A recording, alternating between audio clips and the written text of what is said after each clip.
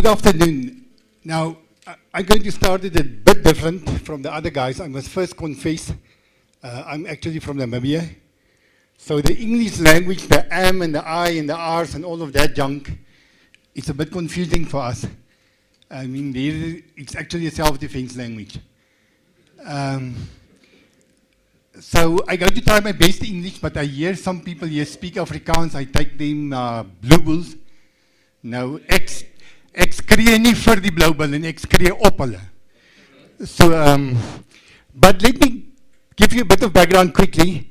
I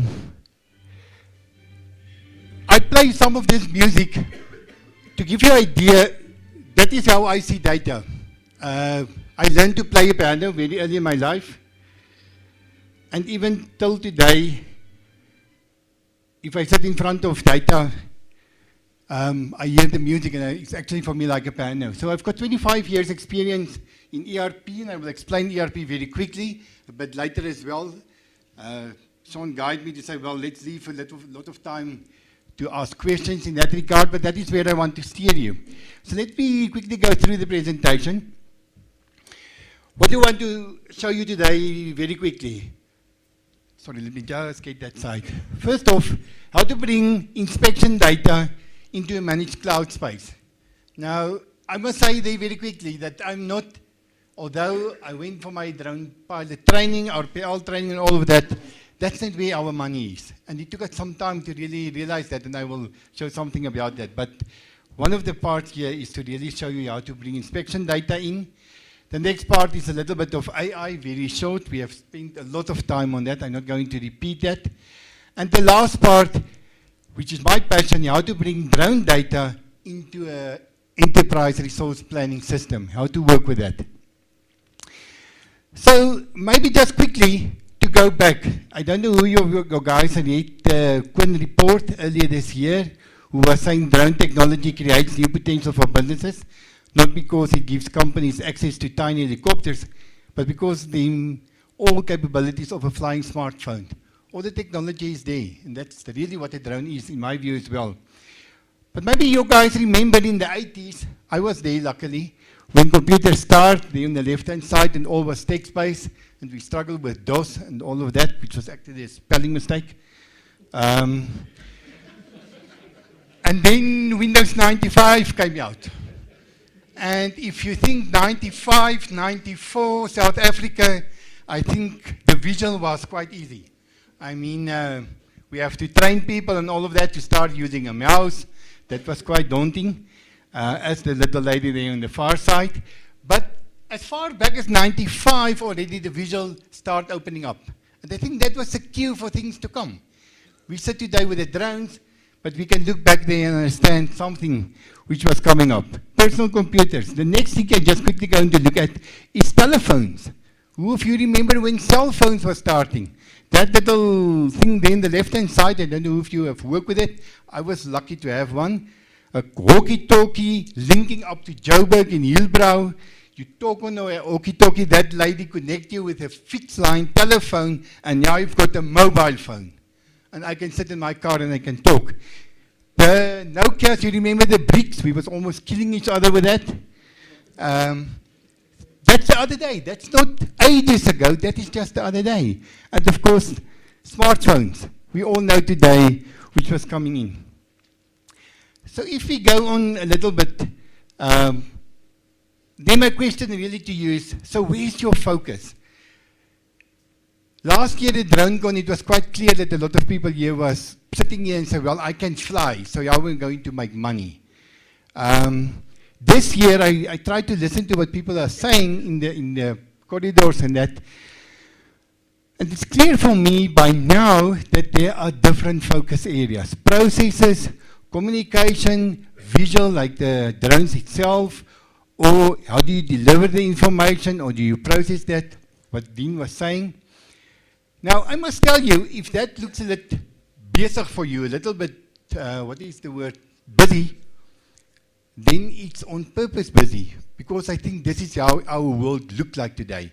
And for anyone coming into this market, it's quite daunting. What do you buy? You go and buy a Phantom quickly, and then maybe you buy a next drone and so forth, and then you find out, well, that's not actually the money. So maybe I go and buy another software. I think we're sitting with quite a problem. And you have to sort out where do you want to really focus and where you're going to make your money. So I come up with this thing. It was quite for me something one night. I realized this, that God did not create chairs. He actually created trees. He did not create boats. He created the sea. And God did not create aeroplanes. He created the sky. So what we build to utilize this space is up to us. We now, with drones, start utilizing the sky more. I think that is where we are. The sky is going to look soon like the M1 on the morning, 7 o'clock. We must get our heads around that. And we are lucky to be part of that. The general public is dead scared for that, but that's where we're going to. The sky is there to be used, and we're soon now going to start utilizing that. So what do I want to show you? The automated drone data and analytics software we are using from the States. Optilos, I'm going to show you very quickly something about it. The focus really here is on inspection type of software, not for really construction. I'm just going to play you quickly the video clip on this. 3D point cloud visualizer is another key feature we offer to our clients. It allows our users to upload their own process 3D models and visualize, analyze, and interrogate their results, whilst being able to share that capability with any number of end users. To upload your 3D model, simply click on the visualizer feature, select upload, and drag and drop the appropriate file. We currently support a number of 3D formats, including LAS, LAZ, XYZ, and PLY formats, with a maximum file size of 5 GB per model, which is higher than any cloud-based 3D visualizer on the market by some margin. Once the model is uploaded, the platform sends a notification to the user to inform them that the file has been uploaded correctly and is currently processing. After a short period of time, depending on the size of the model, DroneWork Advisor will produce a thumbnail drawing of the model in Visualizer, indicating that your point cloud is ready for viewing, as well as sending another notification email to the user. By simply clicking on the image as normal, DroneWork Advisor automatically opens up the point cloud viewer, and you're able to smoothly zoom in and out of the model without any glitchiness. And depending on the original processing accuracy from your chosen processing software, we simply match that level of accuracy within our recreated 3D models. So if you have an extremely accurate model, our 3D recreations are to the exact same quality. Additionally, you'll also notice as we rotate around the model, we utilize our cursor focus technology to always hold your point of interest in the display. By increasing the point budget, we have the option to increase the fidelity of the model to enhance visual recognition of key areas of interest.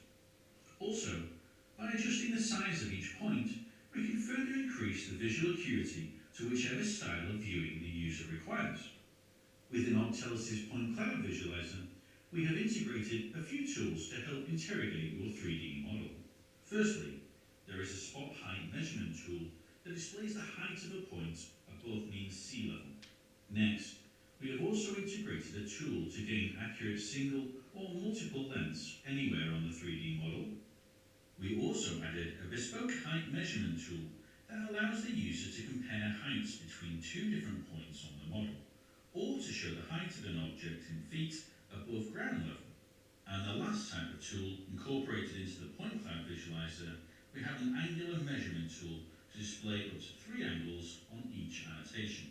And all these annotations can be immediately exported to the user's own computer. Optelis' Point Cloud Visualizer feature is a quick and simple way to view, manipulate, and share all your 3D models, which along with all the other features we offer, complements the overall usability of our platform for the end user. Okay, I already get a wake-up call here in front, so I'm going to rush this. Let me quickly go on.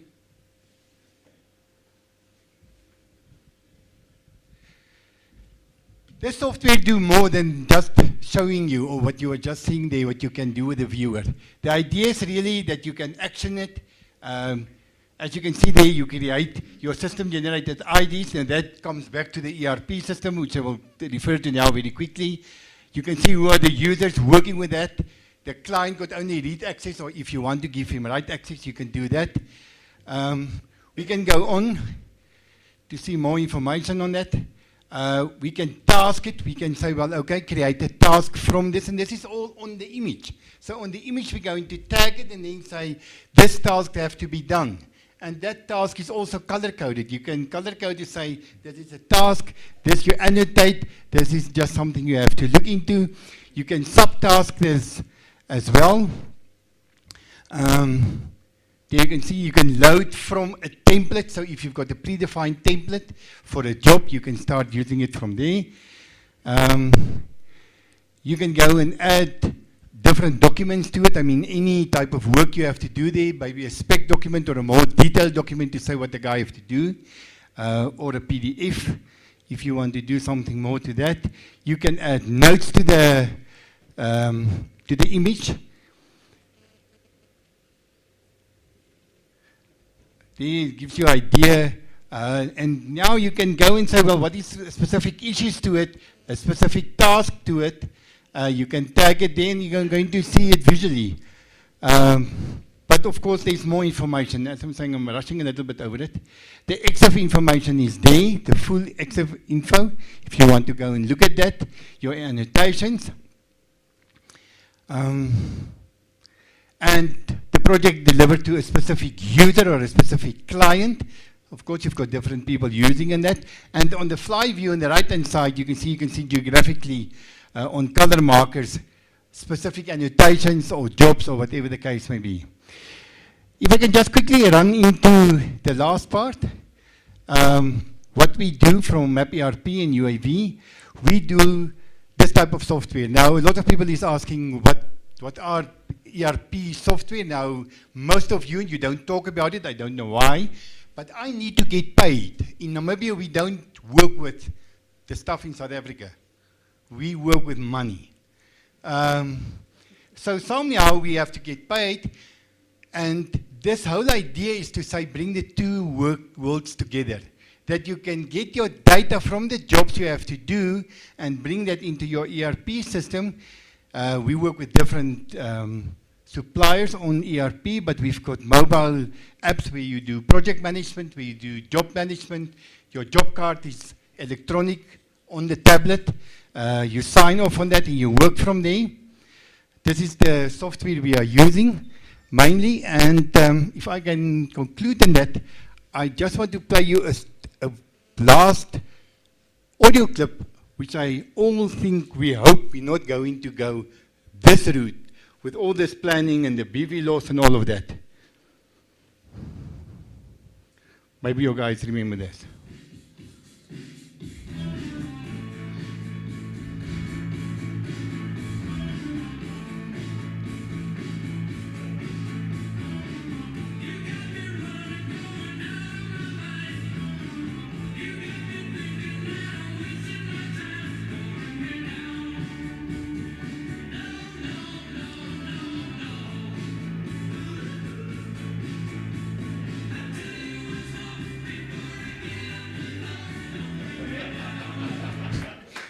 Okay, so I think that is the hope for all of us. Thank you guys for your time.